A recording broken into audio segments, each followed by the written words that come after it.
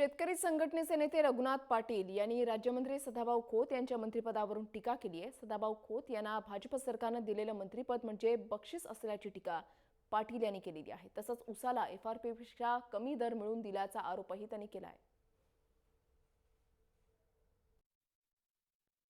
सदाभाऊंना मंत्रिपद मिळालं हे त्याच्या दृष्टीने चांगली गोष्ट आहे। तेव्हा हे जे काही मंत्रिपद मिळालेलं आहे ते यांनी साखर कारखानदारांना एफआरपी पेक्षा कमी किमतीमध्ये ऊस गेले 5-6 वर्ष दिला, याचं बक्षीस म्हणून त्यांना या लोकांनी मंत्रिपद दिलेलं आहे।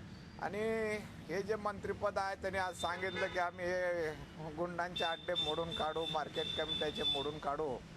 गोपीनाथ मुंडे असेच वल्गना करत होते की आम्ही सत्तेवर आलो तर दाऊद इब्राहिमच्या मुसक्या बांधून आणू। आता त्यांची सत्ता त्यावेळेला आली गेली, आता पुन्हा आली गेली, परंतु दाऊद इब्राहिमचा रुमाल सुद्धा सापडला नाही।